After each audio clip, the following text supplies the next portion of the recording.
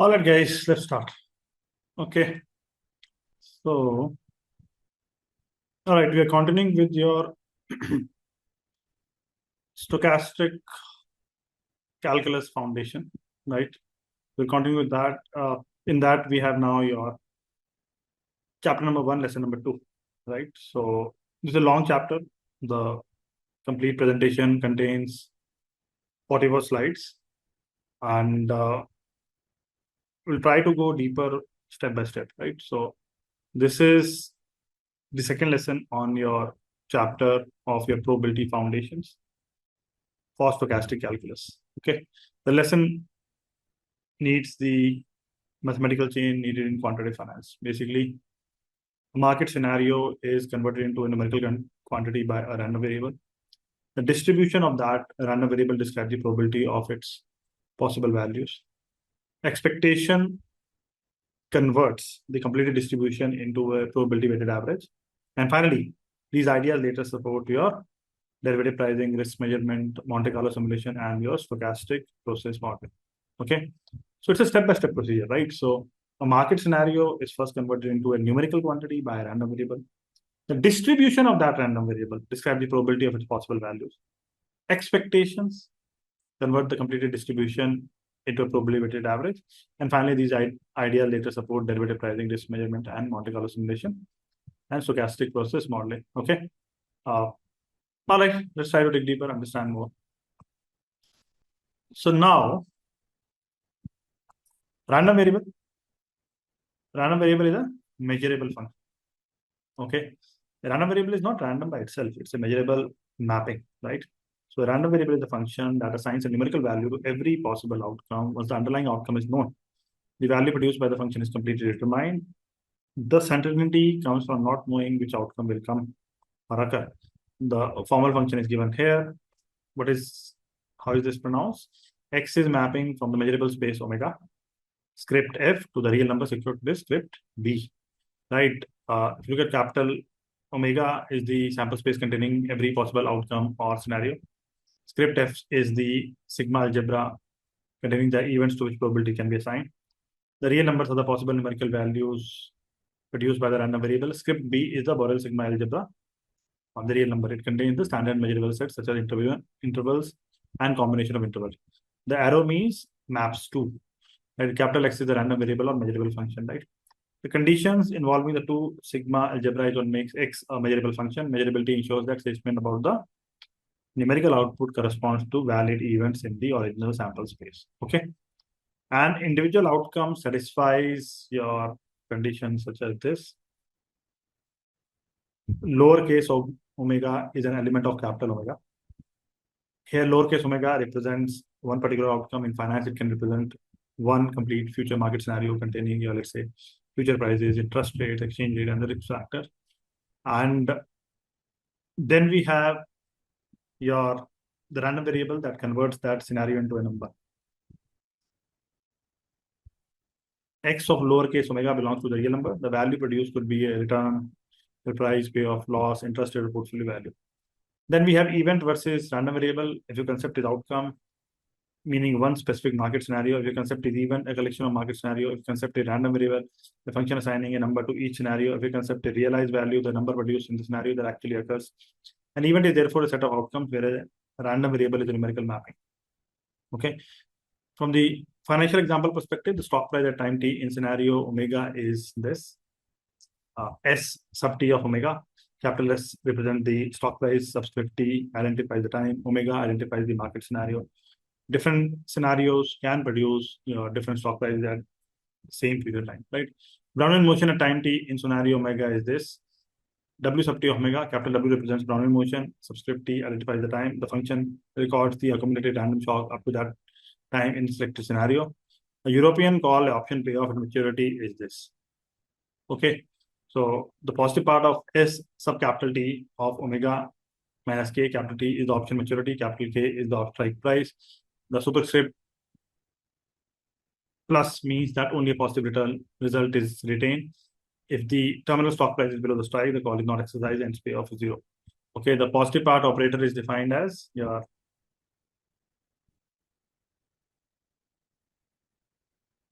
Okay, y superscript plus equals the maximum of y and 0.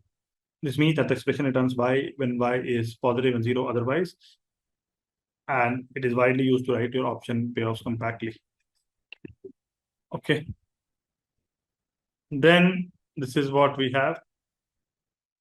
Measurability requirements, making probabilities meaningful. Okay, a random variable must connect numerical statement about its value to measurable events in the original sample space. The formal measurability condition is given by this equation. Right, for all Borel sets.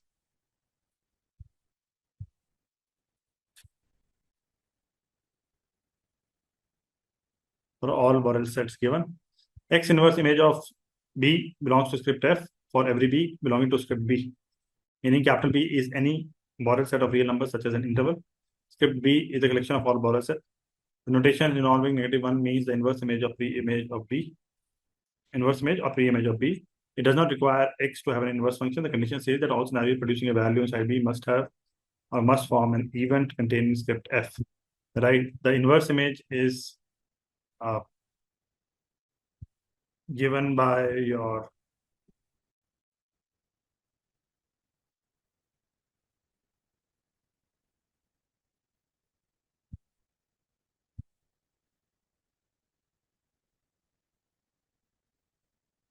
okay.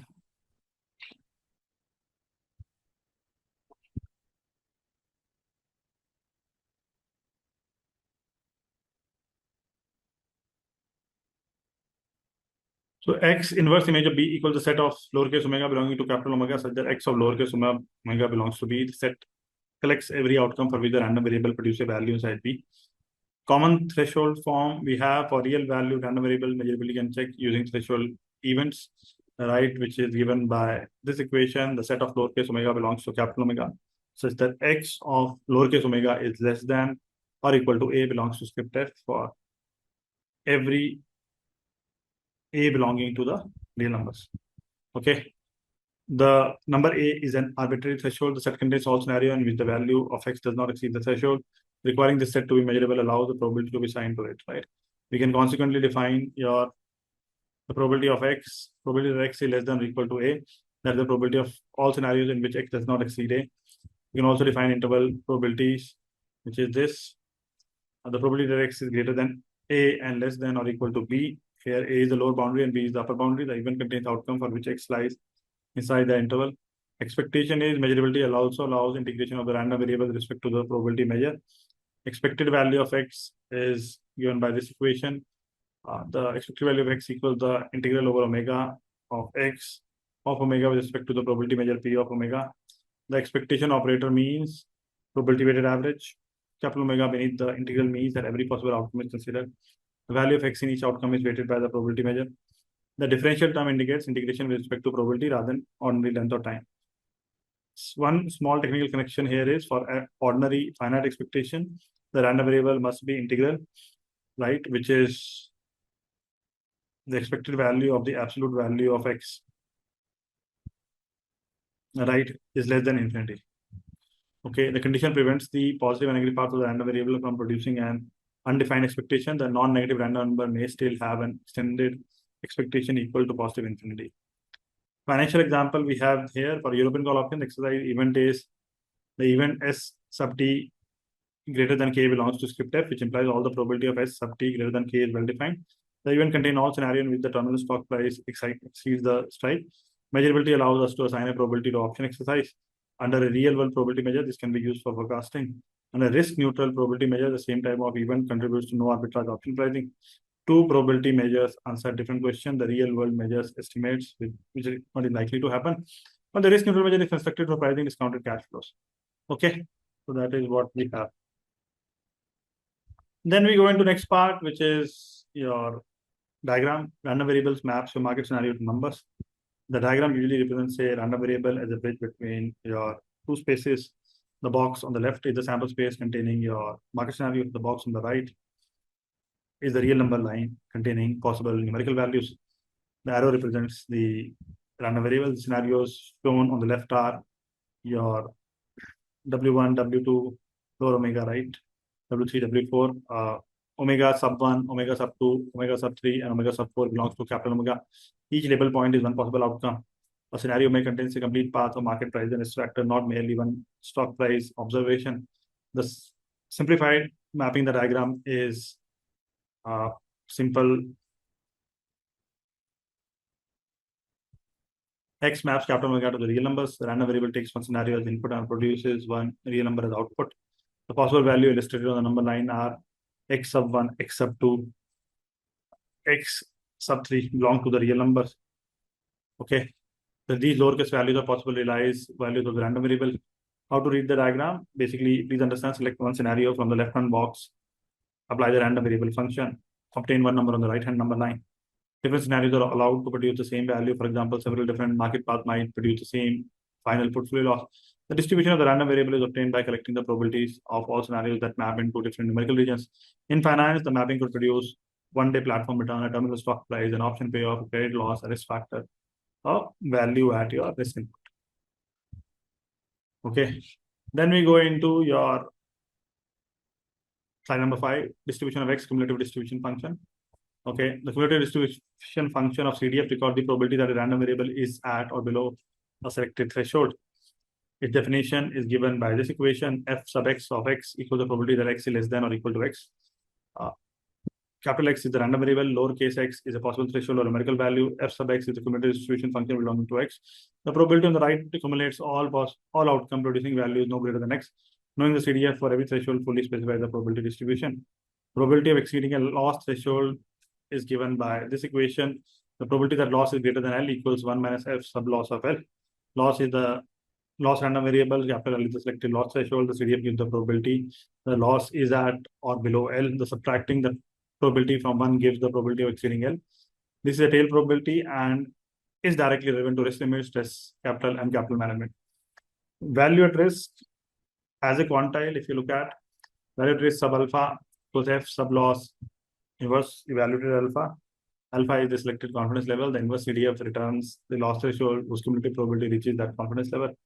The superscript negative 1 means the quantile function, not the reciprocal of the CDF.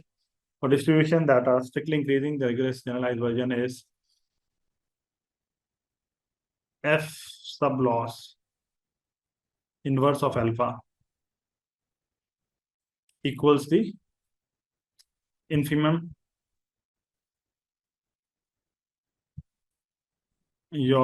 of the set of L belonging to the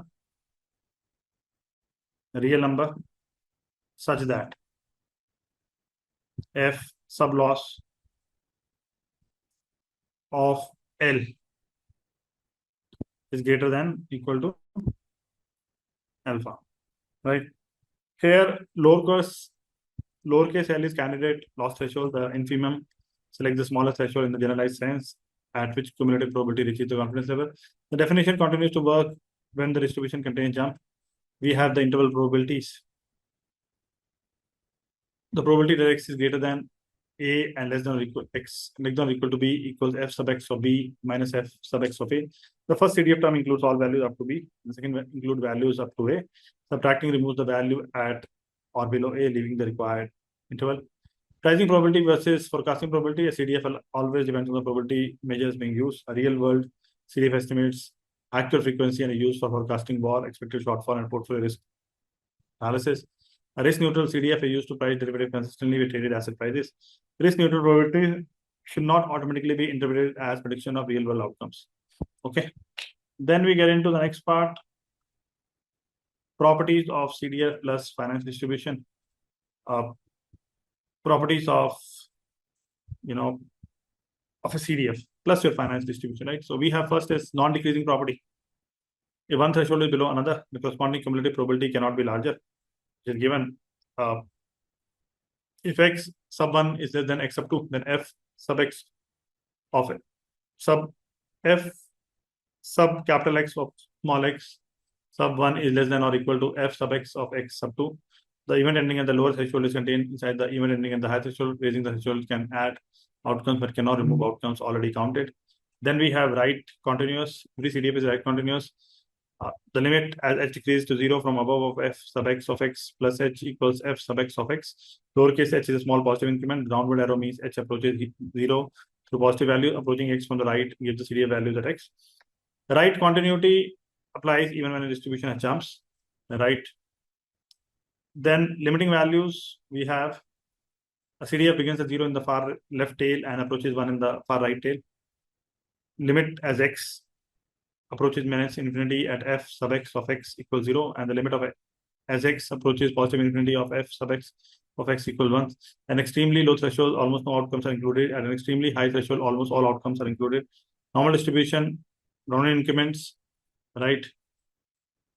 Delta w sub t equals w sub t plus delta t minus w sub t. Delta w is the change in Brownian motion. Delta t is the length of the time interval. The increment captures the new random shock arriving during the interval. A distribution is this one, delta w sub t is distributed as a normal random variable with mean 0 and variance delta t. The first parameter is the mean and the second is the variance. Therefore, the standard deviation grows with the square root of the elapsed time. The distribution is central to diffusion models and Monte Carlo simulation. Then we have log normal distribution, basically ST. S sub t is log normally distributed. The time t stock price remains positive under the model. Log prices are normal even though prices themselves are log normal. We have exponential distribution as well. Exponential distribution is commonly used for waiting time between Poisson events such as jumps in a jump diffusion model, defaults in a constant density credit model, trade arrivals in simplified market models. Why CDF tails matter? Because value at risk is determined by quantizing the loss distribution. Expected shortfall examine losses beyond a tail quantile. Varied option calculation often require probabilities of reaching or crossing specified price level. So that is what we need to understand. Okay. Then we get into the next one is the graph shows an increasing curve beginning near 0 and approaching 1. The axes are horizontal axis and vertical axis, right? The horizontal axis is x and the vertical axis is f sub x of x. The horizontal axis contains possible threshold for the random variable, right? The vertical axis gives the cumulative probability at each threshold for every CDF, right? Every CDF satisfies 0 is less than or equal to f sub x of x, which is less than or equal to 1. This allows because CDF value is a probability. If you read the curve far to the left, very few outcomes fall below threshold, so cumulative probability is close to 0. Moving right includes more possible outcomes, so cumulative probability increases. On center, the curve rises quickly because a large amount of probability is concentrated there. Far to the right, nearly all outcomes have been included, so the curve approaches 1.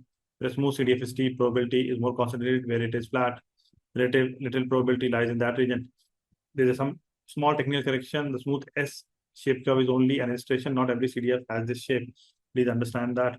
A mixed random variables can contain both smooth sections and jumps. A continuous distribution may have a different smooth shape. A CDF need not be differentiable everywhere. Okay. So this is generic CDF shape illustration. This CDF depends on the distribution. Then we get into the next part, which is probability density function PDF. How probabilities are computed for continuous random variables, right?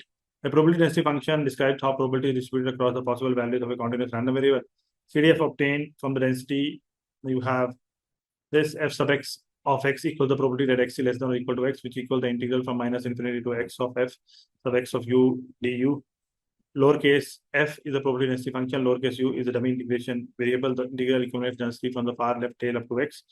The resulting area is the cumulative probability at x. Probabilities over an integral are these. The probability that x is greater than a and less than or equal to b equals the integral from a to b of f sub x of x dx. The interval begins just above a and ends at b for a continuous random variable, including or excluding either endpoint does not change the probability. The interval probability is the area under the density curve between the two boundaries. We have non-negativity equation also, right? A valid density function or valid density must satisfy your fx greater than 0, greater than equal to 0. F sub x of x is greater than or equal to 0 for every x. Negative density would imply negative probability over some region, which is possible. Total area of the complete density must integrate to 1, which is this equation, the integral from minus infinity to positive infinity of f sub x of x dx equals 1. The integral covers every possible value, so its area represents total probability. Probability at an exact point is for a continuous random variable. The probability at x equals exactly x is 0. The probability is obtained from area over an interval. A single point has 0 width and therefore 0 area. Technical clarification here is that a density value is not itself a probability. A density may even exceed 1 over a narrow region provided total area remains 1. Also, probability 0 does not necessarily mean your logical impossibility, right? The continuous variable ultimately realizes that one exact value, even though each individual point has a probability 0 before the outcome is observed. Such singleton events are also called null events, right? So that is what we need to understand. Okay, let's go to the next slide, guys.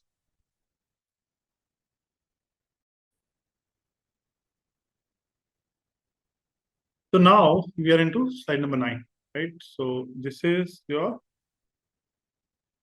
probability density function examples in quant finance, right? So first example is about your normal density, which is your Brownian motion increment, right? So let's try to understand that. Basically, what is happening here is that Brownian motion models the continuous random shocks arriving in finite singularities over a time interval of delta t. Its increments satisfy this equation. W sub t plus delta t minus W sub t is distributed as a normal random variable with mean 0 and variance delta t. The meaning of every term here is capital W represents Brownian motion, subscript t represents the starting time, delta t is the length of time interval, the difference on the left is the new Brownian shock during that interval. The symbol resembling a tide is distributed as the normal distribution as mean 0 and variance delta t, right? The Brownian increment is normally denoted by your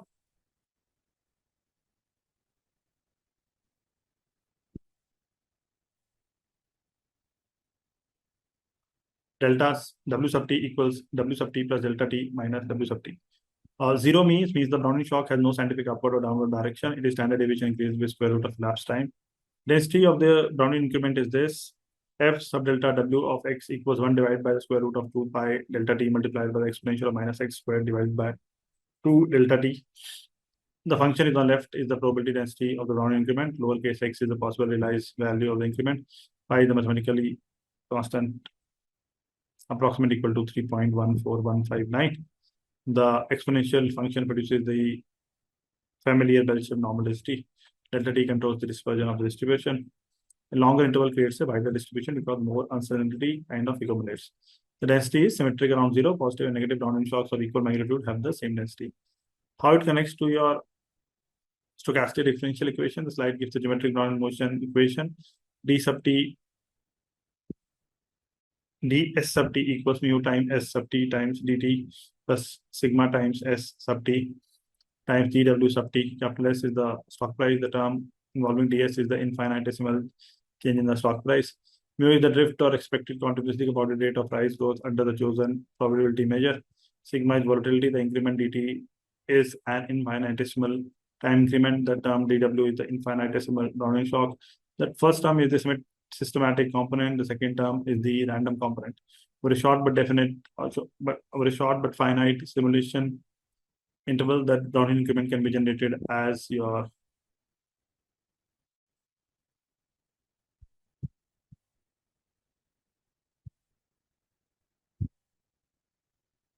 right. Delta W sub t is equal in distribution to the square root of delta t multiplied by z, where z is distributed as a random, whereas a standard normal random variable with mean 0 and variance 1. Capital Z is a standard normal random variable. Multiplying it by the square root of delta t gives the correct Brownian variance. This is how Brownian shocks are generated in Monte Carlo simulation. Financial application for each simulated time step: generate a standard normal random number, scale it by square root of time interval, insert the resulting Brownian increment into the stock price equation. Repeat the procedure to construct an entire simulated price path. Small technical clarification here: normal increments are a modeling assumption. Actual short-term asset returns often display jumps, skewness, and heavier tail than a normal distribution. Models such as jump diffusion, stochastic volatility, and Levy models extend the basic Brownian framework. Okay. Then we get into the next part, which is another example of log normal density GBM stock prices.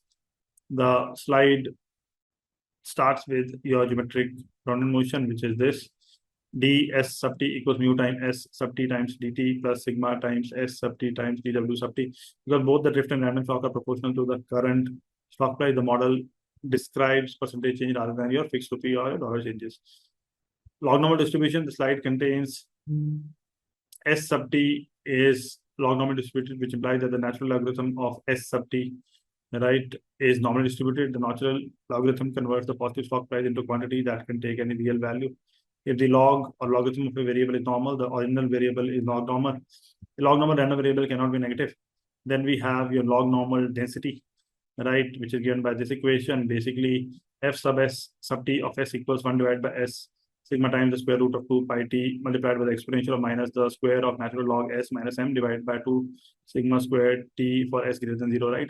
So lowercase s is a possible stock price value at times t. The function on the left is the density of the stock price. Sigma is the stock's volatility. Lowercase t is the elapsed time. Lowercase m is the mean of the logarithm of the future stock price. The term involving 1 divided by s arises when transforming a normal log price into log normal price. The exponential term determines how quickly density falls as the log price moves away from its mean.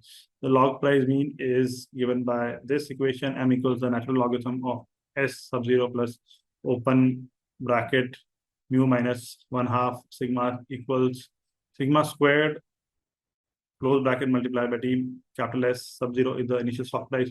Mu is the drift under the chosen measure. Term involving 1/2 of variance is the ethos correction. And multiplication by time gives the accumulated log price drift. The precise log price distribution is your given by, precise one is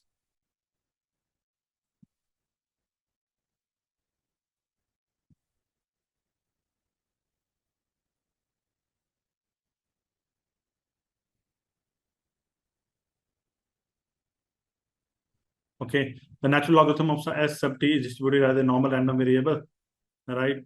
With mean natural logarithm of s sub 0 plus mu minus 1/2 sigma squared multiplied by t and variance sigma squared t. Therefore, the explicit GBM solution is your st is equal to s naught exponential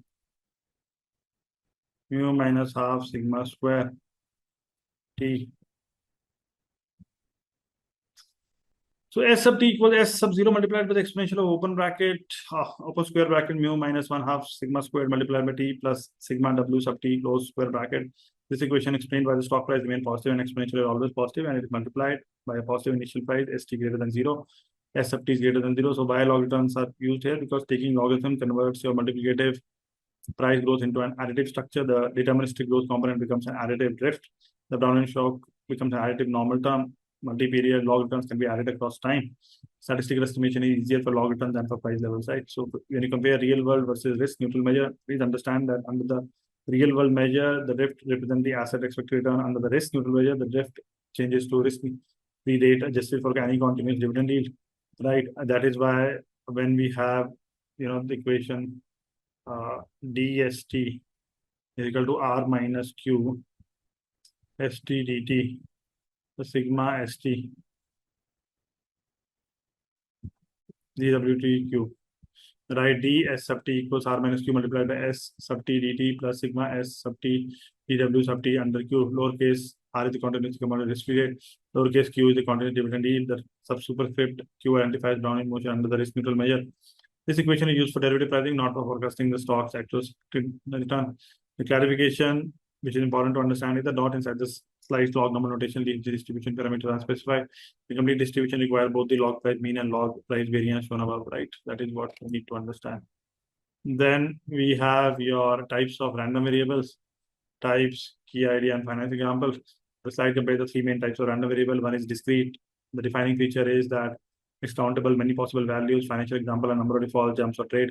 Appropriate tool for probability mass function. Then we have continuous. Defining feature is value described through density over intervals. Financial example is Brownian increment, GBM stock prices. Appropriate tool is probability density function. Next type is mixed. Defining feature is contains point masses and a continuous component. Financial example is option payoff and with an atom at 0, some default time models. Appropriate tool is mixture distribution. The slide donates a generic density by fx, which is basically f of x, right? F of x. This means the density valued at the possible value x. The density itself is not a point probability. Probabilities are calculated by integrating it across intervals, right? Then we have discrete random variable. A discrete variable takes value from a finite or countably infinite collection. Individual values can have positive probability. Example includes number of defaults in a credit portfolio, number of market jumps during a day, number of orders arriving during 1 minute, credit rating categories, a continuous random variable. It describes the probability over intervals, and individual exact value has probability 0. Examples include your Brownian increments, continuously model returns, interest rates in diffusion model, stock price under GBM. Mixed random variable. A mixed variable contains one or more atoms, meaning exact values with positive probability. A continuously distributed component across other values. The European call payoff is an important example. It has a positive probability of being exactly 0 and continuously distributed positive payoff and exercise. Small technical correction here: a process containing discrete jump and arrival does not automatically mean that its value at a fixed time has a mixed distribution. The result depends on the jump size distribution and the rest of the model. Similarly, adding a fixed amount to a continuous random variable does not create a mixed distribution. The genuine mixed distribution requires positive probability at one or more exact points, right? So main takeaway: different archetypes require different tools, which is this. Then we get into your types of random variable. Discrete random variable. A discrete random variable takes value in a countable set, right? So that is very, very important. Okay.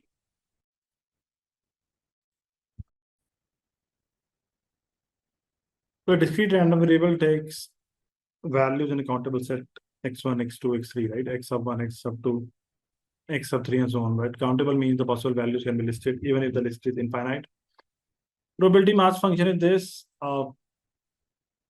P sub x of k equals the probability that x equals k, lowercase k is one possible discrete value. The function on the left assigns a probability to that exact value, unlike a continuous density. A PMF directly gives your point probabilities. Every probability mass must be non-negative, right? Which is given like this. P sub x of k is greater than or equal to 0. The probability across all possible values must sum to 1. The sum over all k of p sub x of k equals 1. This ensures that the total probability across the complete set of possible outcome is 1. So discrete variables are used for number of defaults in a credit portfolio, number of jumps in a jump diffusion model, number of trades or orders arriving during a time interval, number of rating migration, number of operation loss events. Poisson count example is one of that. The number of events is assumed to follow a Poisson distribution. N is distributed as a Poisson random variable with parameter lambda. Capital N is the, if I am putting it,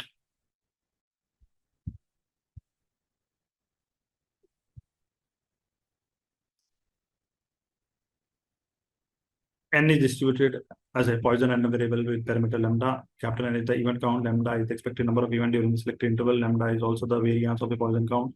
The Poisson model assumes independent arrivals at a constant average rate. The possible count values are k is equal to 0, 1, 2. How to solve it is the Poisson probability mass function is given by this equation. The probability that n equals k is lambda raised to the power k multiplied by exponential raised to the power minus lambda divided by k factorial. Lambda raised to k adjusts the probability for the selected event count. The exponential term ensures probability decreases appropriately. K factorial is the product of all positive integers from 1 through k. Formula gives the probability that observing exactly k events. In a credit risk model, n would represent the number of defaults during 1 year. In a jump model, it could represent the number of price jumps during a trading period, right? That is what we are looking at. Okay.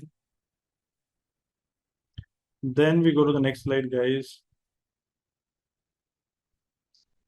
Next is types of random variables, right? So again, when we look at continuous random variable, the continuous random variable is described using a density. The probability of integral or probability of interval is given. The probability that x is greater than a and less than or equal to b equals the integral from a to b of f sub x of x dx. Lowercase a and b are interval boundary. The density is integrated across the interval. The resulting area is the probability of the random variable falling inside the interval at an exact point.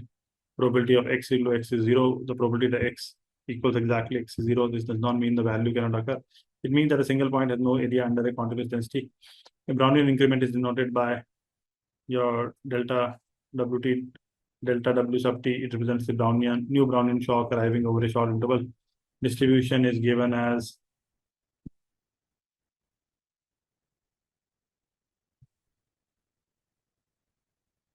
delta w sub t is distributed as normal random variable with mean 0 and variance delta t. The 1 period log return is RT is equal to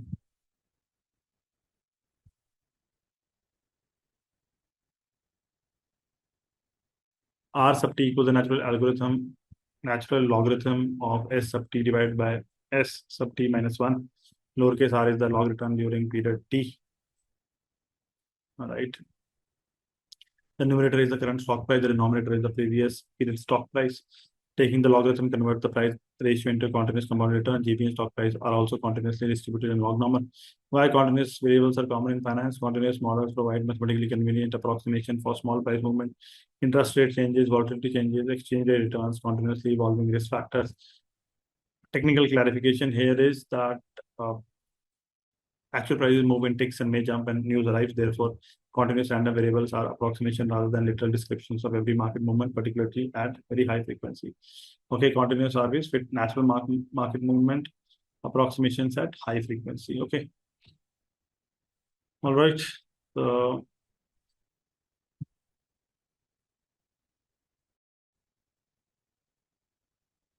then we go to slide number 14, types of random variables. We look at mixed random variables, discrete plus continuous together. A mixed random variable combines a point probability with the continuous density. An atom at a particular value means this part. The probability that x equals x sub 0 is greater than 0. Lowercase x sub 0 is one exact value. The positive probability at that exact value is called an atom or point mass. The continuous part satisfies this equation. The probability that x belongs to the open interval from a to b equals the integral from a to b of f sub x of x dx. The interval notation excludes both endpoints. The density accounts for probability spread continuously across the interval. For a general mixed distribution, total probability can be represented as your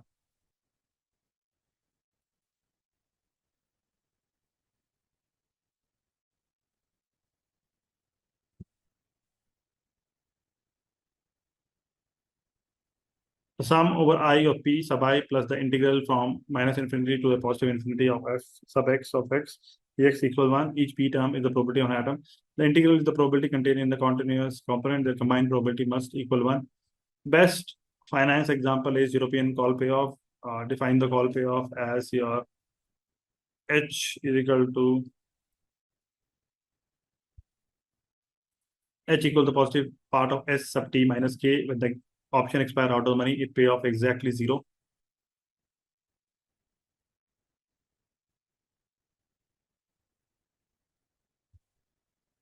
Probability that H equals 0 equals the probability that S sub t is less than or equal to k, which is greater than 0. If the terminal stock price is continuously distributed, the call payoff as an atom at 0, the positive payoff values from a continuous component. The payoff distribution is therefore mixed, even though the underlying stock price distribution is continuous. Some default time models contain an atom at a contractual date or at survival beyond the model horizon. Recovery model may contain an atom at 0 and continuous recovery values above 0. Structured products may contain guaranteed fixed outcome in some states and continuous outcome in other. Zero inflated operation loss models combine no loss probability with a continuous positive loss distribution. Technical clarification here is the payoff containing a fixed constant plus a continuous random component is not automatically missed. Positive probability and an exact outcome is required. Likewise, jump diffusion refers to a process with discrete jump rivals, but the process values at a fixed time may still have a continuous distribution if jump sizes are continuous. Okay, so markets often show both smooth variation and sudden jumps. Default time model jump diffusion products. Default time model survival probability plus default atom at certain days, jump diffusion, continuous Brownian motion plus discrete jump arrivals. Product with payoff contains both fixed and random components. Then we have your expectation. We have Lebesgue integral under the probability measure P. Expectation is rigorously defined as a Lebesgue integral under a probability measure. It is given by this equation. The expected value under P of x equals the integral over capital omega of x of lowercase omega with respect to the probability measure P of omega, meaning capital omega is the complete sample space, lowercase omega is one outcome, the random variable assigns a numerical value to that outcome. The probability measure determines how much probability weight each region of the sample space receives. The integral combines all possible values using their probability weights. The expectation is therefore not a simple unweighted average. More likely outcome receive greater weight. Alternative notation is when the underlying measure is understood, expectation is written as expected value of x. Another compact notation is this. the integral of x with respect to the probability measure P. All three notation express the same fundamental operation within the same measure is being used. Why the Lebesgue interval is used? It handles discrete, random variable, continuous random variable, mixed distribution, heavy tail variable, part dependent payoffs, limits of sequences of random variable. This generally makes it suitable for stochastic calculus and derivative pricing. Financial interpretation is expected return is written as expected return is written as this, the expected value of R. Capital R is a return a random variable under the real world measure. This is the forecasting of portfolio management quantity. Expected payoff is written like this. The expected value of the payoff, the expectation average, the product's possible payoff using the selected probability measure. Measures matter because expectation and the real world measure is used for such expected return, expected losses, scenario analysis, and the portfolio forecasting. Expectation and the risk neutral measure is used for no arbitrage derivative pricing. The random payoff may be the same under both measures, but the probabilities used to weigh its possible values are different, right? So that is what we need to keep in mind. Then we get into the next part, which is slide number 16 is about discrete expectation PMF form. Suppose a discrete random variable takes values indexed by K. Its probabilities are given by this equation, which is P sub K equal the probability that X equals X sub K. Lowercase x sub K is the kth possible value. Lowercase p sub K, the probability assigned to that value. The expectation is given by this equation. The expected value of X equals the sum over K of X sub K multiplied by P sub K. Each possible value is multiplied by the probability. The resulting products are then kind of added. Then expectation of a function is this. The expected value of G of X equals the sum over K of G of X sub K multiplied by P sub K. This is known as the law of the unconscious statistician. It allows the expectation of transform random variable to be calculated without first deriving the full distribution of the transform variable. Example include expected square return, expected utility, expected option payoff, expected portfolio loss, right? And the simple loss example here is that the loss variable takes three possible values, 0, 1, and 2. L belongs to the set containing 0, 1, and 2. The associated probabilities are given. Probability of loss is equal to 0 is equal to 0.7. The probability of loss is equal to 1 is equal to 0.2. Probability of loss is equal to 0.1. The expected loss, if you add 0 into 0.7 plus 1 into 0.2, 2 into 0.1 is equal to 0.4. The interpretation is the expected loss is not necessarily one of the possible realized losses. The loss of 0.4 cannot occur in this example. It represents the long-run probability weighted average across many comparable exposure or repeated trials. This is the basic log or basic logic underlying expected credit loss.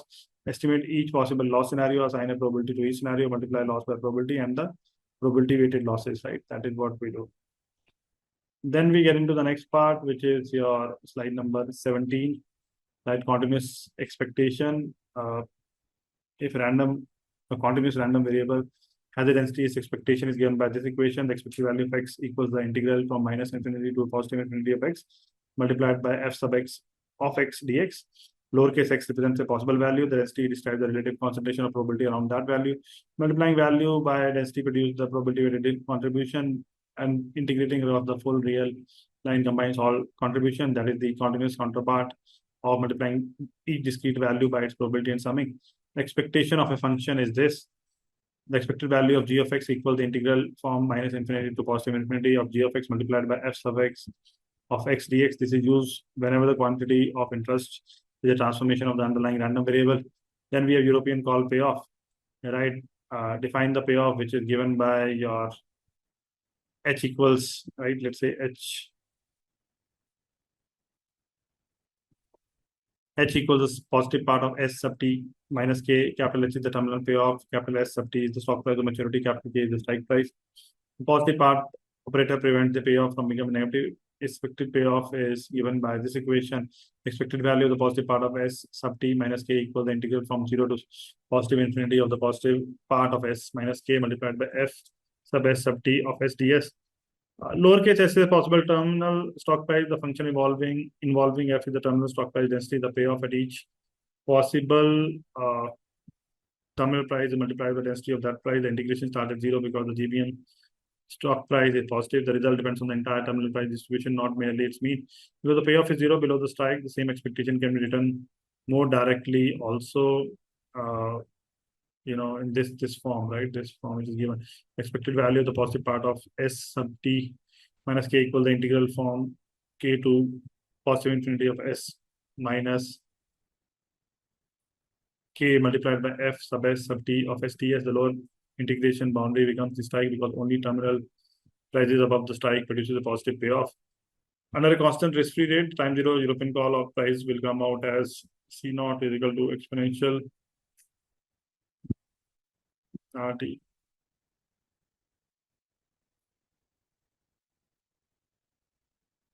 C sub 0 equals exponential raised to the power minus RT multiplied with the expected value under Q of the positive part of S sub T minus K capital Z. Capital C sub 0 is the option price today. The exponential term is the discount factor. Lowercase r is the continuously is compounded risk-free rate. Capital T is the time to maturity. The expectation is taken under the risk-neutral measure. The expression inside the expectation is the terminal call payoff. The risk-neutral distribution is used to price the option. A real-world distribution would instead be used for forecasting the option payoff or evaluating portfolio risk. Okay. All right. So again, this is a very long chapter, guys. Very, very long chapter. Pay attention. Okay.